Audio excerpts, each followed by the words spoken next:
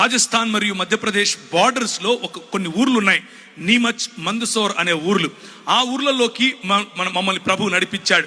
అక్కడ ఉన్నటువంటి అతి ప్రాముఖ్యమైన సమస్య ఏమిటి అని అంటే, ప్రజలు వాళ్ళ ఇంట్లో ఆడపిల్ల పుడితే చాలా సంతోషిస్తారు, గంతులు వేస్తారు, నాట్యాలు చేస్తారు.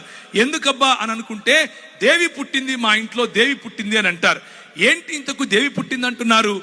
ఇంతకు మంచి సంస్కృతి ఎక్కడి నుంచి వచ్చింది వీళ్ళకి మన దేశంలో అని అనుకున్నాం. కానీ నిజమేంట్రా అని చూస్తే, ఆ అమ్మాయి 12 ఏళ్ళు వచ్చిన తరువాత, మొట్టమొదటిసారి పుష్పవతి అయిన తరువాత, వాళ్ళ సొంత నాన్న, వాళ్ళ సొంత అన్న పోయి వీళ్ళ మధ్యలో పింపులుగా పనిచేసి, అంటే బడవలుగా పనిచేసి ప్రజలను, కస్టమర్లను పట్టుకొస్తారు ఈ అమ్మాయికి. ఇది ఆ సంస్కృతి, ఈ విష సంస్కృతి. ఏంటి ఈ విష సంస్కృతి అని అంటే, నువ్వు ఈ కులంలో పుట్టావు, నీ పనే నీ ఒళ్ళు అమ్ముకోవటం, 12 ఏళ్ళు దాటంగానే నీ ఒళ్ళు అమ్ముకొని తీరాలి అని చెప్పి నేర్పించినటువంటి సంస్కృతి. ఆ సంస్కృతిలో మేము అక్కడ ఉన్నటువంటి గవర్నమెంట్ అధికారుల దగ్గరికి వెళ్ళాం, కొంతమందిని కలిసి.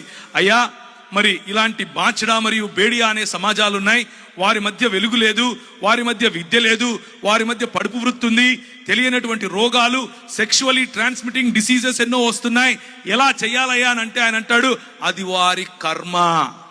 ఏంటది? కర్మ. నీకెందుకయ్యా? ఏ దేశం నుంచి వచ్చావు నువ్వు? ఏ రాష్ట్రం నుంచి వచ్చావు నువ్వు? వాళ్ళకు నిధులు మేమెందుకు ఇవ్వాలి? అది వాళ్ళ వృత్తయ్యా, వాళ్ళు సంపాదించి ట్యాక్సులు కడతారు మాకు అంటాడు. ప్రభువా, ఏం చేయాలి?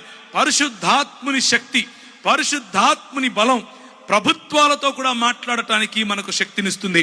ఆ 2003లో చూసినటువంటి ఆ సన్నివేశం మా మనసులో నిండిపోయింది. మేమందరం కలిసి ఒక ప్రణాళిక తీసుకొని వచ్చాం.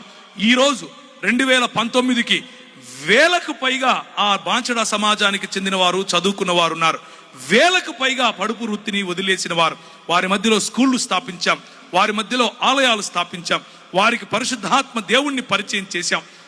పరిశుద్ధాత్మ దేవుడు కొంతమందికి అయితే వారిలో ఉన్న భయంకరమైన రోగాలు, నువ్వు సస్తావు, నువ్వు బ్రతకవు అని డాక్టర్లు చెప్తే, చెయ్యి వేసి ప్రార్థన చేస్తే ప్రభు వారిని లేపాడు.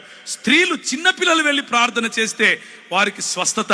ఇలాంటివి ఎన్నో కార్యాలు పరిశుద్ధాత్మ దేవుడు బోర్డు పెట్టుకొని అమ్ముకోవాల్సిన అవసరత లేకుండా చేయగలిగినటువంటి గొప్ప దేవుడు పరిశుద్ధాత్మ